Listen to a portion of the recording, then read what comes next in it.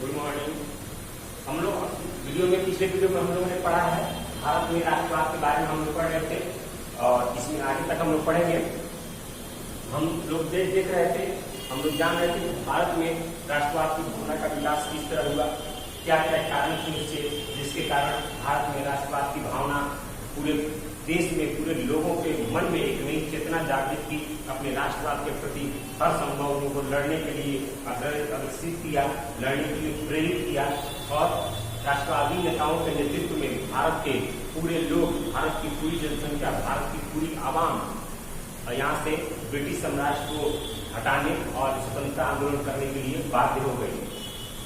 इसमें हम लोग पढ़ रहे थे सविनय अवज्ञा आंदोलन के क्या क्या कारण थे। उसमें पहला हम लोगों ने पढ़ा था पिछले वीडियो में आपको नेहरू रिपोर्ट और साइमन कमीशन। अगला है आपको विश्वव्यापी आर्थिक मंदी। तो विश्वव्यापी आर्थिक मंदी ठीक उसी समय 1929-30 में पूरे विश्व में आर्थिक मंदी आ गई और आर्थिक मंदी के कारण भारत में मूल्यों में बेतहाशा वृद्धि हुई, यानी सामान महंगे होते चले गए। जो लोग हमारे थे, सामान महंगे होने के कारण सामान उत्पादन कम होने लगा, बिक्री बाजार में बिकना कम हो गया और धीरे धीरे हमारे जो मजदूर थे, हमारे जो बुनकर थे, हमारे जो शिल्पकार थे, वो उनका धीरे धीरे समाप्ति की ओर जा रहे थे, वो लोग बेरोजगार होते जा रहे थे। तो किसान तो पहले से ही वो मार झेल रहा था, उसकी लगान की व्यवस्था और सारी व्यवस्था को, लेकिन हमारे जो पूरे देश का वातावरण सरकार के खिलाफ हो गया इस विश्वव्यापी आर्थिक मंदी के कारण। जितने भी पूंजीपति थे, जितने भी पूंजीपति लोग थे, जिनमें पैसा था, उनकी हालत बेकार हो गई क्योंकि माल उत्पादन नहीं हो रहा था, बाजार में बिक नहीं रहा था, तो इसके कारण उनकी स्थिति खराब हो गई। तो उस वर्ग में भी एक सरकार के प्रति रोष पैदा हो गया और कहीं न कहीं उनके मन में राष्ट्रवाद की भावना जगनी शुरू हो गई। अगला है समाजवाद का बढ़ता प्रभाव। उस समय कार्ल मार्क्स और समाजवादी विचार का तेजी से माहौल बदल रहा था क्योंकि उस समय इटली, जर्मनी, ऑस्ट्रिया या फ्रांस में जो घटनाएं हुई थी, जो वहाँ पे स्वतंत्रता आंदोलन में जो राष्ट्रवाद की भावना वहाँ जगी थी, उसमें मार्क्सवाद के विचारों को अपनाया गया था, जो एक समाजवाद का जनक माना जाता है और समाजवाद की भावना धीरे धीरे पूरे विश्व में फैल रही थी। तो ये भी कारण था कि धीरे धीरे यहाँ पर समाजवाद को लेकर यहाँ भी मन में लोगों में चल रही थी एक समाजवाद की स्थापना हो। इस दबाव में कांग्रेस के अंदर वामपंथी जो विचारधारा था, जो साम्यवादी विचारधारा था, वो अंदर ही अंदर पनप रहा था कांग्रेस के मन में कि एक समाजवादी साम्यवादी शासन की स्थापना की जाए। तो इसमें इस प्रवृत्ति के नेता में जवाहरलाल नेहरू और सुभाष चंद्र बोस थे। इन तरह के समाजवादी विचारों को लेकर और इनके नेतृत्व में इस तरह की आंदोलन किए जा रहे थे कि हमारे देश में भी समाजवादी विचारधारा का प्रभाव हो और समाजवादी शासन यहाँ स्थापित हो। पांचवा था क्रांतिकारी आंदोलन। इस समय भारत की स्थिति बहुत ही विस्फोटक थी। इस समय दो केस हुए थे हमारे यहाँ, मेरठ षड्यंत्र केस और दूसरा लाहौर षड्यंत्र केस।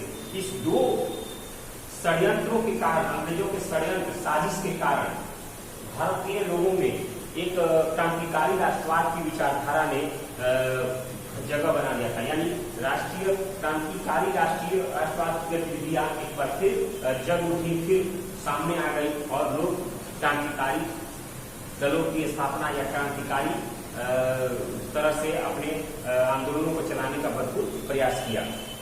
यही था कि 1930 में चटगांव में सरकारी शस्त्रागार पे आंदोलनकारियों ने, क्रांतिकारियों ने योजनाबद्ध ढंग से छापा मारा और उसके नेतृत्व जो थे वो सुदर्शन सूर्यसेन कर रहे थे। इनका उपनाम था मास्टर दा, यानी वो बंगाल के रहने वाले थे सूर्यसेन, उनका नाम था मास्टर दा।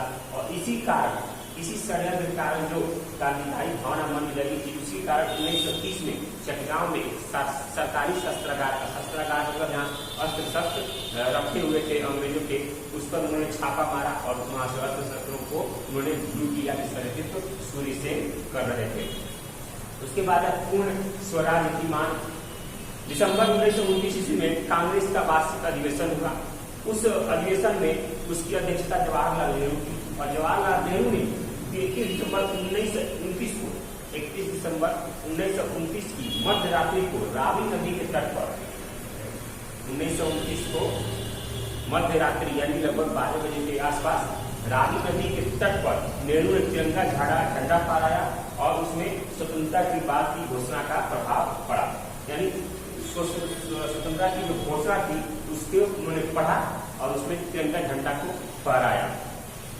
इस झंडा फहराने के और इस स्वतंत्रता की घोषणा ने पूरे देश में एक लहर पैदा कर दी, एक उत्साह पैदा कर दी और धीरे धीरे एक आंदोलन, बड़े आंदोलन के लिए लोग एकजुट होते चले गए, एकता के सूत्र में बनते चले गए। अगला है गांधी का समझौतावादी रूप। समझौतावादी रूप यानी गांधी जी समझौता करते थे। तो आंदोलन शुरू करने के पहले गांधी जी ने वायसराय इरविन के सामने, उस समय हमारे यहाँ के वायसराय थे लॉर्ड इरविन, उनके सामने उन्होंने 11 सूत्री यानी 11 बातों का एक 11 सूत्री मांग रखी 11 बातों की, जिसमें 11 बातों का उल्लेख है। उसमें क्या क्या बातों की उन्होंने मांग रखी और उसकी मांग मानने के आधार पर ही आंदोलनों को स्थगित कर दिया गया, यानी स्थगित कर दिया जाता था। लेकिन गांधी से वो मांग को दूर गांधी से इरविन ने मिलने से भी मना कर दिया और उनके मना करने के कारण और बीच में जो दमन चक्र था अंग्रेजों का, जो दमनकारी कानून थे, जिस तरह अंग्रेज भारतीयों को दमन करते थे, वो तो चलता रहता था। वो जगह जगह मारना, पीटना, फांसी पर लटकाना, ये सब चलता रहता था। और जब इरविन ने गांधी से मिलने के लिए मना कर दिया, इसी विरोध में अब बाध्य होकर गांधी जी ने अपना आंदोलन दांडी मार्च से आरंभ करने का निश्चय किया। यानी दांडी मार्च से फिर से अपना आंदोलन शुरू करने का उन्होंने निर्णय लिया। पहले तो 11 सूत्री मांग रखी गांधी जी ने और सोचा कि अगर इरविन हमारे 11 सूत्री मांग मान लेते हैं तो हम आंदोलन नहीं करेंगे। लेकिन इरविन जो थे, लॉर्ड इरविन, उन्होंने मानने की दूर है बात है, उनसे मिलने के भी इनकार कर दिया। गांधी से मिलने से भी उन्होंने इनकार कर दिया और इसी कारण बाध्य होकर गांधी जी ने फिर से आंदोलन अपने दांडी मार्च, दांडी यात्रा के साथ शुरू करने का निश्चय किया। दांडी यात्रा का था क्या है, इसको हम अगले आपको वीडियो में पढ़ेंगे। इस वीडियो में इतना ही। इस वीडियो में थोड़ा समझना होगा कि आंदोलन के क्या क्या कारण थे और क्या किन कारणों से इस तरह के आंदोलन शुरू हो गए थे। तो आप लोग देखा कि कैसे कैसे धीरे धीरे राष्ट्रवाद की भावना हमारे लोगों के बीच में जगती चली गई, नई चेतना जागृत होती चली गई और एक नए राष्ट्र के रूप के निर्माण के लिए सब अब विस्तारित होने लगे। लग रहा था कि अभी कभी पूरा भारत एक साम्राज्य स्थापित होगा, यहाँ समाजवाद की स्थापना होगी, यहाँ साम्यवाद की स्थापना होगी और उसी के राष्ट्रवाद की भावना को लेकर यहाँ पर छोटे छोटे से लेकर बड़े बड़े आंदोलनों का रूप ले लिया। तो अगले वीडियो में हम लोग पढ़ेंगे दांडी यात्रा के बारे में। इस वीडियो में इतना ही। अगले वीडियो में हम लोग मिलेंगे अगले टॉपिक के साथ। धन्यवाद।